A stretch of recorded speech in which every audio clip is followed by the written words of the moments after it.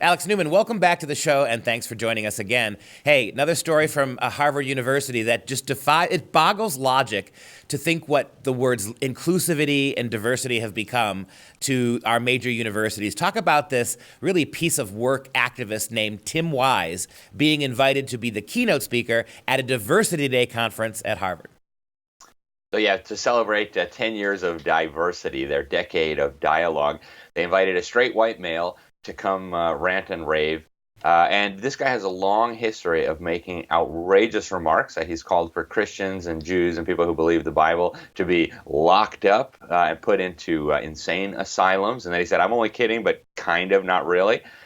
Because you guys are insane and you can't deal with reality. So he's an anti-Christian bigot, an anti-Semite who apparently doesn't like Jews either because they also believe, at least the beginning of the Bible. And who better to invite to celebrate inclusion than somebody who just oozes hate of people who have different religious beliefs from him. Well, and what's remarkable about him, he did go so far as to say that includes all other fundamentalist religions, although Captain Courageous doesn't use the word Muslim or Islam. I love that, right? So basically, I hate Muslims too. I'm just not going to be bold enough to say it. So he can stand up there at Harvard University. You mentioned that he's a straight white male.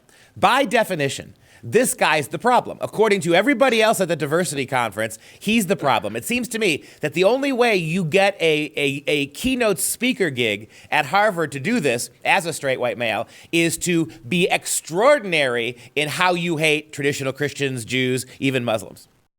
It seems like it. Yep, it seems like that is the one thing that can get you a get out of straight white male jail free card is to hate Christians with a passion, because I guess that's what unites these diversity fanatics. But it is really sad, especially because, Harvard was actually founded by Christians for Christians to advance the gospel. Their original mission statement, I think I actually use it in my own talk. I think it's one of the best concise expressions of what the purpose of education is supposed to be. And they explain that the end of the student's studies is to know God and to place Christ at the center of all learning. And what it's become now is pretty much exactly the opposite. It's tragic.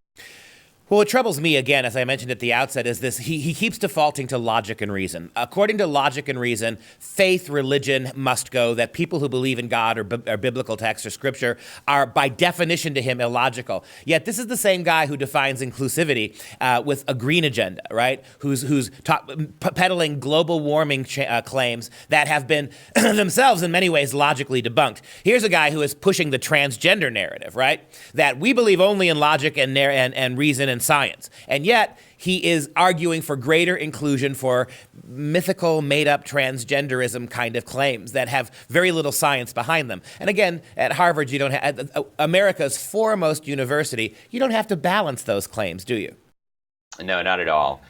And, the idea that hatred of Christians and Jews is going to promote inclusivity, you wonder in what world that these people live in. How do you promote inclusivity? By inviting haters to come speak at your diversity conference, people who hate those who are different. And I think it's worth having a discussion about this guy's faith, too, because clearly he has faith. He has no proof that God doesn't exist or that, a giant cosmic accident, that nothing created everything, right? In fact, that's quite an irrational statement, if you ask me. And I would say you need a great deal more faith than I have to believe something so ridiculous. And yet he treats his faith as if it were objective truth and other faiths as if they were ridiculous. So we should have a real diversity conference where we can talk about all these things. But I have a feeling Harvard would not include us in their inclusivity programs. Yeah, there is no diversity if the people who might actually challenge any aspect of your overriding 10-year program aren't invited, are demonized and vilified, and told they should be rounded up and put in jail. That seems to be, again, the opposite definition of diversity. And what I love about these guys, in a sarcastic way, is they have completely changed the definition of hate. Hate and exclusion and intolerance and bigotry are no longer, again, rational, logical dictionary definitions. This guy keeps defaulting to logic and reason, but he's irrational. He's not defining bigotry and exclusion as what it is, leaving people out, even people who disagree with you. They've redefined hate and bigotry and discrimination to mean anything that you say that we don't like. That's simply the definition here. And this is, again, at arguably the world's second greatest university behind Oxford. It's a sign of the times, and as I conclude in my Newman Report blog, this kind of hatred and vitriol that these people are expressing is increasingly going to move into action. We're seeing Christians being persecuted all over the world. We just saw hundreds of Christians massacred in Sri Lanka. Sorry, Easter worshippers, if you ask Hillary Clinton or Obama. And we're going to start seeing this hatred that's growing in the United States increasingly manifest itself in action. And so, it's being pumped into the minds of our young people in government school at all ages. It's being, double dosed when you go to university at places like Harvard or any other university pretty much in the U.S., except for a handful of Christian ones. Christians need to be prepared. Moms and dads need to be prepared because times are changing.